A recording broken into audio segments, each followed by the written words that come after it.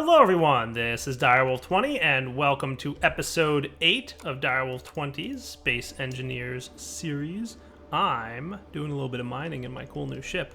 Back at my base, I needed cobalt. So luckily, I've got some cobalt. Let's see, what do I got on the ship in terms of a ore detector? I'm pretty sure, yeah, I've just got the regular old short-range ore detector. So let's make sure to snag that so we can toggle him on and off as we need. And when we get back, remind me to throw one of those long-range ore detectors on there. But here's some cobalt. I had found this when I was out searching for stuff in the past. So let's see. Cargo container, yes, rapidly filling up with large quantities of cobalt, which is cool. Oh yeah. Some good stuff. So today's episode, oh man, all kinds of stuff. There's lots we can look at doing. I'm not sure entirely what I'm going to do today. All I know is I need cobalt. That's kind of how I started the episode. I need cobalt, and I went and found some, and I started recording to show you guys that I got cobalt, and now I'm not sure where to go from here. So why don't I mine this cobalt just a little bit? I'm going to get a decent chunk of it to bring back, and then we'll head back to the base and see what we can do. Maybe it would be a good idea to keep track of what we have resource-wise and what we don't have resource-wise. That might be a cool idea. But we'll see. There's a couple other things we might need to work on as well. So we'll come back in a few minutes when we're ready to do this cool stuff. Alright guys, we're back, and I just made something, I think. Let's see. What's left in here? What are you missing? You're fully made, as are you. You need some construction components, and you also need some construction components. Not a big deal. So I just made myself a second refinery, which will be the second of probably many. Later on in the game, we may have many refineries, but we'll get to that, like I said, later in the game. For now, I just want to get these guys' productivity and efficiency up, speed things up, because I went mining for cobalt, and cobalt is one of those ores that takes a really long time to process. So that's fun. It'll just be a while to get that all processed. If we look in our refineries, we'll see that we've got a lot of ore to process here.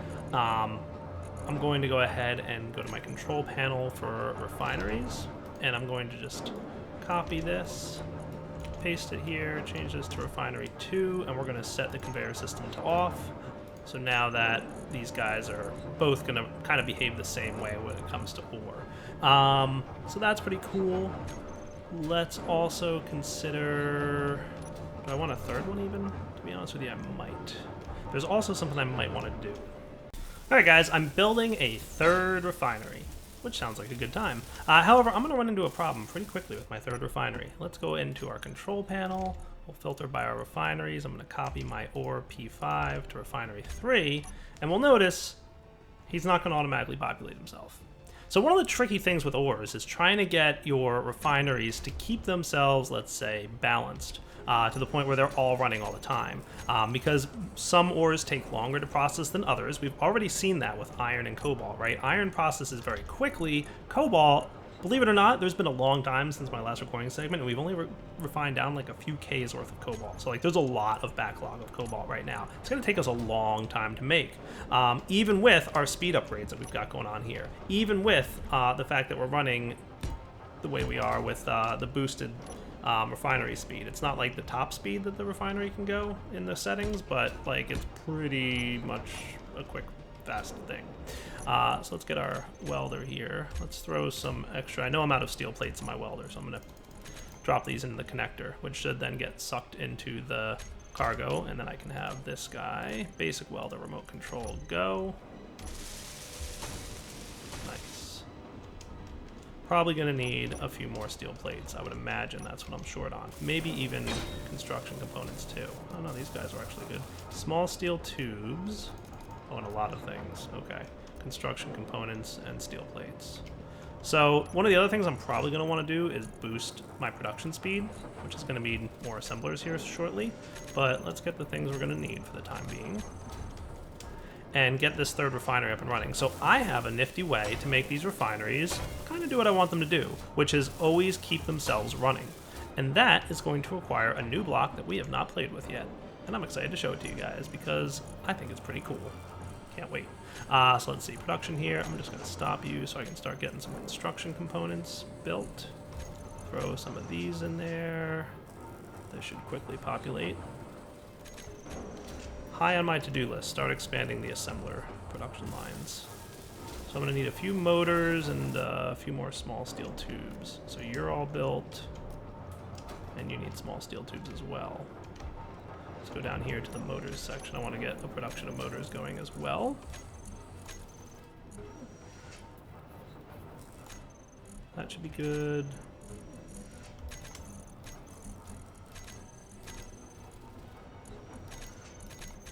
Sweet.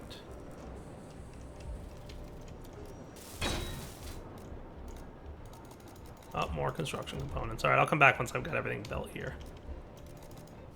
All right, guys, so now that I've got my third refinery up and running, there's something cool I want to show you that you can do with the sorting mod that we're using. So right now, you can see all my refineries are set to OR P5. I'm going to add an operator there called split. What this does is if there is multiple locations with the same priority available, it will split the ores among them when it pulls them out of the inventory. So let's take a look. If we look in our refineries here on the right, we'll see that refinery number 1 has all the ore, the cobalt in it. Refinery 3 and 2 has nothing. So let's fix that. What I'm going to do is, check out this trick, by the way. Over here, I'm showing my character's inventory, but I can also show the ship station over here. So if I wanted to, I could search for the backlogged ores, and now I can easily move stuff from the refinery into the backlogged ores. Now watch what happens when it automatically moves back. Boom. It automatically split the ore evenly. How cool is that? Now this isn't perfect, because what will happen typically is you'll come back with multiple ore types, like if you have some iron and some cobalt and some uranium, and what you'll probably find out is that iron refines faster than cobalt, for example, and typically you'll have stuff. So this won't keep them balanced. It'll just be when it goes from the cargo container into the 3 refineries, it will split them. But it won't, for example, say, all right, refinery 1 finished and refinery 2 and 3 are still going, let's resplit them. That doesn't happen. There's a way that we can do that, but we're going to play with that a little bit later on in the series, because it's a little bit more advanced. Okay guys, we're back in our test world, and the reason for that, as I clean up some junk I don't need, is I want to look at having a better welder. The welder I have, and I indicated this when I built it, was really just a basic welder for the purposes of demonstrating the concept of building in creative mode and doing some stuff with it. But now I think I'd like to look at making a better welder, and I happen to have one already because I've got the Dire Welder V3. So this is a welder ship that I created in the past. It's pretty similar to the Miner that I've made, and I really like the way this thing works because I've tweaked it and changed it a few times. As you can tell, there was obviously like several different versions of it, and V3 is the one that's ultimately come out of my building. Now I don't want to just start using it without actually showing it to you guys a little bit, so let's say here Dire Welder V3, where are you? There you are. Sweet. So what is this dude all about? Let's take a look at some of the features of the Dire Welder V3. So let's take a look under the hood of the Dire Welder V3, which I should probably give it a better name, but it works because it works, so it's cool. I've just removed the roof here so you can kind of see what's inside. Now there's many blocks that you should recognize. We can see we've got the conveyor tubes here, and we've also got a large cargo container, which means this thing is capable of holding a lot more junk than we could have held otherwise. If we look in the cargo container, well, we can't see the volume of it in creative, but you'll just note that it's much bigger than what we had before. We've got the same twin welders set up, and we've also got the spotlights. I've got a sensor on there. We haven't talked about sensors yet, but we're going to be playing with them this episode, and I'm going to show you what they do in a little bit. And then we've got timer blocks, which are mostly built around the autopilot system that we had before. It turns on and off the connectors. However, I've got 2 timer blocks because this guy I've got programmed to, once he docks, stay connected for about 10 seconds and then automatically undock. And we're going to be playing with that a little bit as well. The camera and antenna are there as well, and I think that's it for blocks that you guys probably already know about. Now, how about blocks that you don't know about? Those would be thus here. Medium reactors. This is from a mod. So if we look at our G menu and we looked at reactors, there's a couple reactors that come out of the box. 2 of them, small reactor and large reactor. That's it. Game over, end of story, no more further discussions. However, I've got two mods in here. The Azimuth reactor mods, because they look really cool. And then XPAR Energy is another mod that adds some reactors and some batteries. So if we checked over here on the left and we looked at the XPAR, we'll see that it adds some reactor upgrade modules, some reactors themselves, some batteries, and some capacitors and fuel cells. These are just basically 3 different types of batteries that have different features. And we can take a look at the details of some of them later. But let's compare what one of these reactors looks like. So if we took a look at a medium reactor, we'll see it looks kind of cool, like that. Now what's neat about them is that if you want, you can build a pretty cool little system. As if we rotate it around, like so, there. So 4 of these reactors can form a pretty neat looking circle. The other thing is that we've got these connector points here. So if I remove this, you'll see that we can actually access the inventory from multiple sides here. So this is like a little connector block. So these guys can all share an inventory. So we really only have to pipe items into one slot here. Awesome, right? And that's kind of how this is hooked up. We've got these guys sitting right in front of the large cargo container here.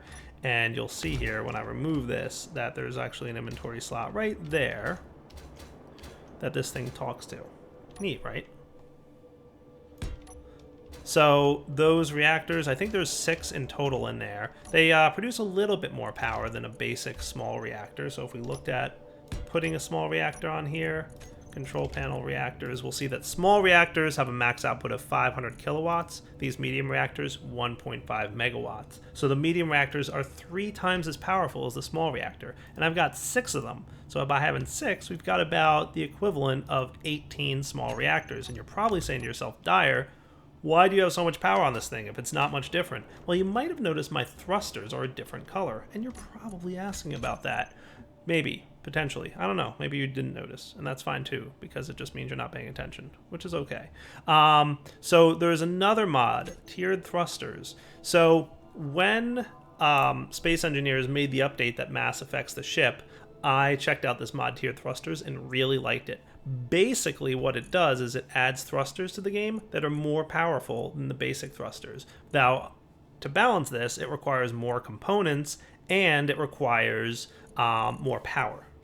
So to give you an idea of the strength, a tier 1 thruster, or a level 1 thruster, is twice as strong as the regular thruster, and a level 2 is 4 times as strong as a regular thruster, and a level 3 is 8 times as strong. And now the Angel thrusters, which require some advanced thruster components, these require a whole new component, they're 16 times more powerful than a regular thruster. So on this ship, I'm pretty sure I've got some 2s and 3s on here. So if we take a look, I'm pretty sure the purples are level 2 thrusters, and these yellow ones are tier 3 thrusters. So we can see that I obviously want my forward and backward directions to have a lot of oomph to it, right? So we've got a bunch of level 3 thrusters in the back here so that it can move forward very quickly, because once we fill up this large cargo container with a bunch of stuff, it's gonna really slow down the maneuverability of this thing. So by having the larger cargo container and it full of junk, having just basic thrusters on here wasn't enough to keep this thing moving. So let's go into our single player world, start creating this ship, and then we can use it to build what I want to build. Oh, by the way, we didn't talk about the sensor, did we? Let's take a look at the sensor block, because in my opinion, it's pretty cool. We're going to use the sensor block for a few things throughout this episode and the next. So if we take a look at what the sensor can do, you can see a lot of options listed right here. So you can see we can toggle the block on and off, show on terminal, and show in toolbar config, same kind of stuff that we've normally seen. However, we can also define a sensor range. Neat. We can also configure what it can detect and what it can do when it detects things within its sensor range. So let's go right here into setup actions, and we're going to look at what this sensor is designed to do. If we take a look, we'll see that it takes the welders group and it turns them off. Neat. So toggle block off. We've also got it set up to detect within a certain radius, 10 meters to the left and right, and bottom and top. And to the back we have 1, and to the front we have 10. So it doesn't look behind it hardly at all, but to the front it looks 10 meters in front and on all sides. And what it's looking for?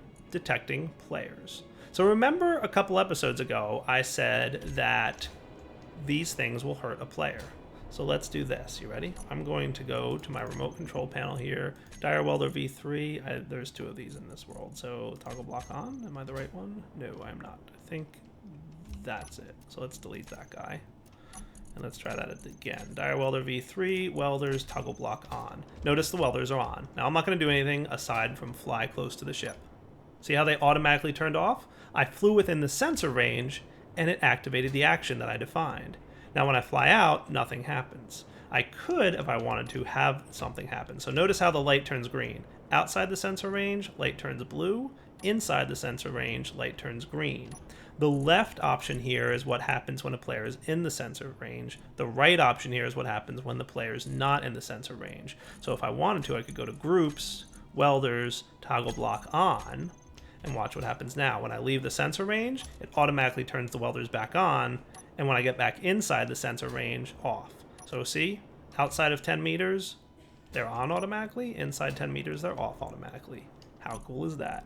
The reason I usually don't have it automatically turn on is that just becomes a hassle. Like, I just want it to be on when I tell it to be on, and if I happen to fly in front of it, it'll turn off the welders before it really does much damage and kills me, which is cool. So that's what my sensor is all about. I'm pretty sure if I go into the info screen here, show sensors field range, is this going to work for us?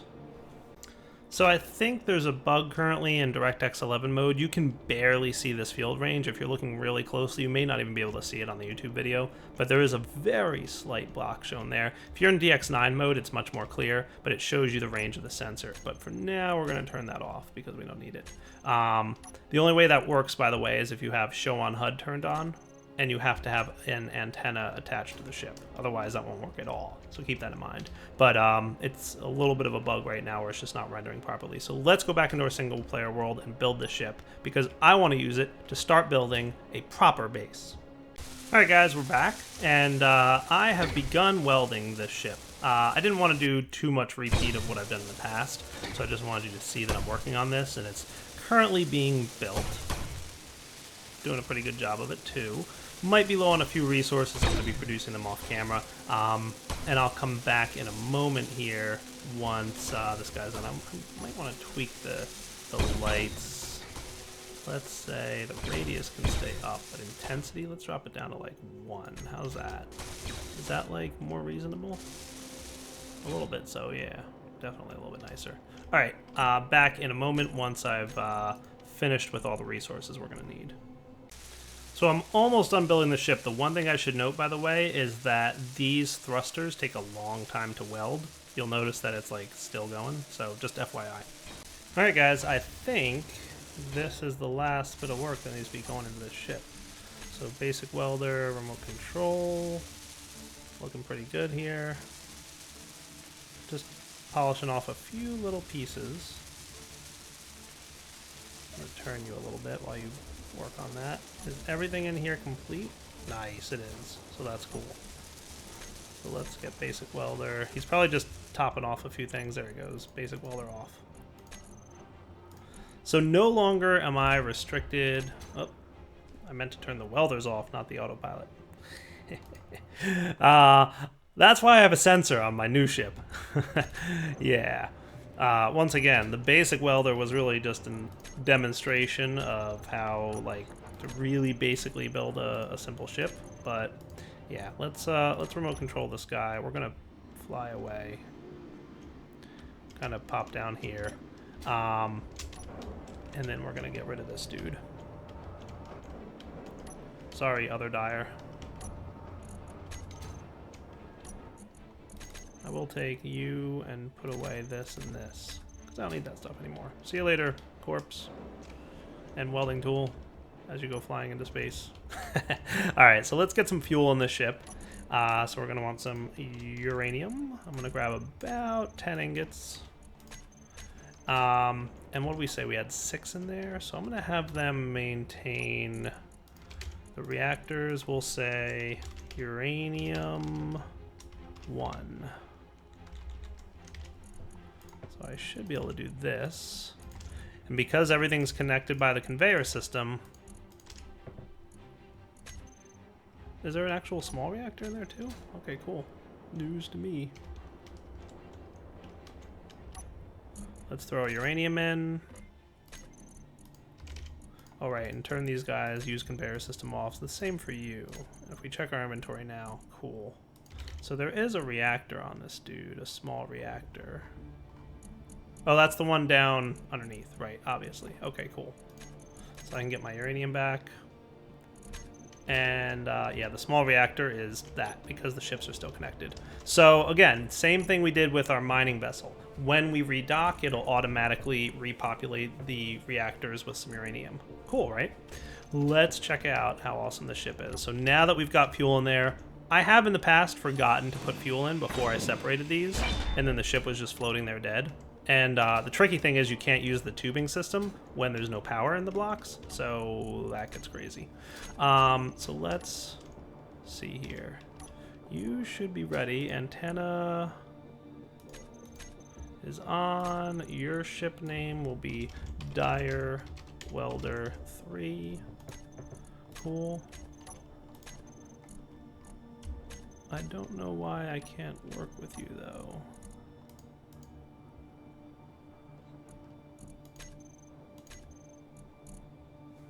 Oh, I think I have to enable broadcasting. Is that right?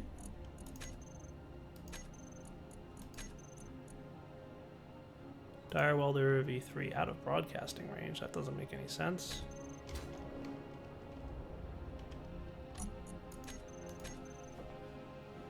Oh, there we go. Maybe it just took a moment to catch up, but now we've got, or we had,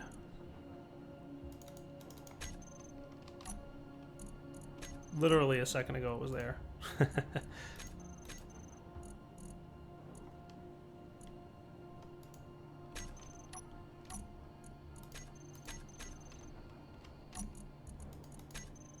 Weird. Hey, there we go. Dire Welder V3. When in doubt, save world, reload it. Cool. So Dire Welder V3, I can do a few things here. I'm going to hide the gyroscopes from the HUD so we don't see them. Show block in terminal off. And the same for the cargo container, we'll rename in a moment. But the same for the thrusters, we don't need to see them in the terminal. And the same with the medium reactors. Show block in terminal. The spotlights should be linked to group lights. Cool, that is true. Radius will bump up, intensity will bump down so it's not super bright. And if we check that block, yeah, it's not terrible. Cool. Alright, Dire Welder V3, what else can I do? The timers we'll deal with in a little bit, and the welders should be linked. Nice. So everything's good there. Let's hit the remote control. Beautiful. Whoops! Well, there goes that thing. Let me grind these pieces down real quick before they go flying off into space. Come here, you guys. Give me the uranium in there, too. That's precious uranium.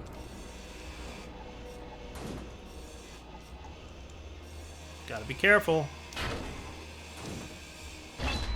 Luckily, I can grind all these things down, and it all fits in my inventory. Nice. Resources saved.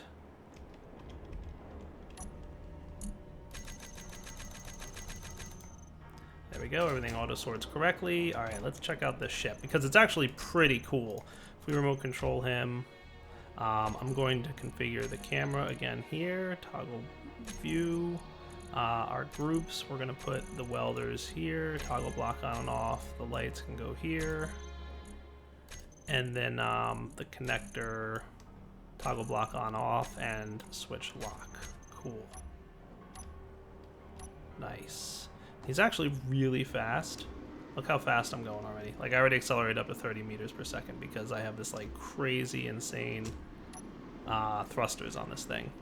They're very cool. The high-powered thrusters, the tiered thrusters mod, very, very cool. Makes for making some cool-looking ships without having to put a ton of thrusters on them. So I don't want to do too much, and you'll also notice I am hitting the overload. Okay, good to know. Didn't think I would be. Thought I had enough reactors, right? They've all got fuel in them. Alright, I might have to add one or two more here. Alright guys, so I'm just tweaking the ship a little bit. And I'm throwing another reactor or two in the back.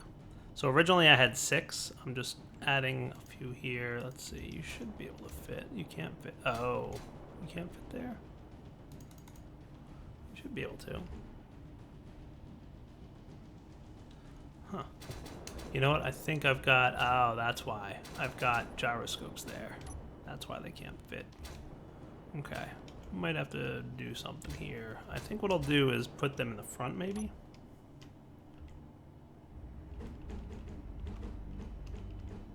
There we go. So I'll put these two back. And in addition, I'll put one directly in front. So that'll leave room for maybe a couple more here. Alright, so now we've got 8 reactors, and let's go into our... Also make sure that they're all set to use conveyor system off. And then on our connector,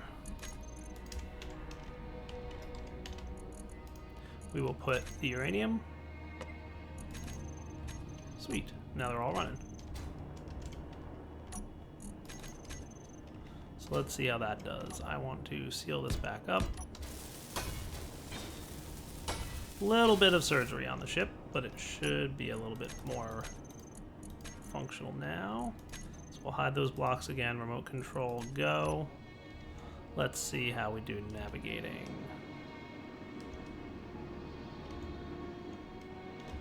Wait, am I in the wrong one? Yes. Welder 3. So the reactors can be shown terminal off. Thought that felt slow. Oh yeah, look how fast that is. Still overloading our reactors, believe it or not, with all the thruster power. But that just a demonstration of how much power those thrusters need to really go and pick up that extra speed. But that's okay. A little bit of overloading should be fine. If I really wanted to, what I could do... Let's see...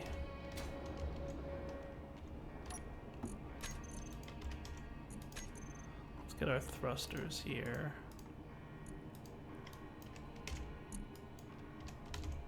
Level 3. What you can do is show on HUD. If you have an antenna, it should show the thrusters all on the ship, and it's easy to find the name. So level 3, thruster 5 and 6 are the two in the back. Those are probably not necessary all the time. And if I really wanted to, I could do this. Check this out. Level 3, thruster 5 and 6. We'll call this block group overdrive. And for now, we'll toggle them off so that they're not on. And when we go into Welder 3 and do the remote control, notice how we're not really overloading so much. It's not as easy to overload. The only time it's really going to overload is like if you're going like some crazy antics. But then I can put in my group overdrive, make it block group 7, toggle block on and off. So this is without overdrive. Then I hit 7, it turns overdrive on, and you can see it's using more power. How cool is that? So just a couple nifty tricks you can do to help conserve power. I like that. All right, let's get ready to build a base. That's a little bit better than just a platform. So remember how I mentioned I've used this ship before? So I'm going to go to my Welder V3. We're going to go to the cargo container. We'll call him cargo. Here's what I'm going to set. Steel plate 8,000, bulletproof glass 6,000, and girders 1,500. Now there's a very specific reason I'm getting girders here. Energy's getting a little bit low. Let me go fill back up. We'll talk about girders probably next episode or maybe even in the future. There is a block that I'll be using to build, but the main two things I'm going to use are steel plates and bulletproof glass. Now I'm not sure if interior... I've almost always, believe it or not, built out of steel blocks, like the armor blocks, but what about interior walls? They require construction components and interior plates, which are a little bit cheaper, I guess, than the large ship armor blocks. So we might look at those. Let's see, these guys look kind of cool, so we need interior plates and construction components to build them. So this is what an interior wall looks like. Actually, they require a lot. Interior plate, okay, yeah. So I'm not actually sure if that's more or less iron than otherwise. but I might use that in some areas of my internal base. We shall see. If that's the case, then I'm going to have to change up what the builder counts. So if all I want is armor blocks, then steel plate. The bulletproof glass, there's a reason for that. But I think what I'll do between this episode and next, get ready to start building a base. And in order to do that, I'm going to need a lot of resources. I'm going to need more iron and more silicon, because silicon is where we get our bulletproof glass from. So if we look at our silicon, we've got a little bit, but really not enough to make bulletproof glass. Like if I wanted to make 100 bulletproof glass, that's 1,000 silicon. And in total, we've got a lot less than that. So, well, I mean, we have more than 1,000, but not enough to make a lot of bulletproof glass like we're going to want. And the same for iron. We've got about 4K iron left. So I used a lot of iron in the production of my new Uber Welder, which, by the way, I can now tell my thrusters to not be showing on HUD. So there's none of that going on. Cool. So yeah, we've got a couple small ships going on now. And I'm going to have to unfortunately wrap up the episode right now. So we'll come back next time and get ready to start building actual rooms that we're going to live in a space station. So that'll probably start happening next episode. There's a couple other things I'd like to get into. One thing I wanted to do this episode I didn't get a chance to get to is the programmable block. Another thing I want to do, production, gravity, generator. I'd like to get my gravity generator working again. So where are those gravity components?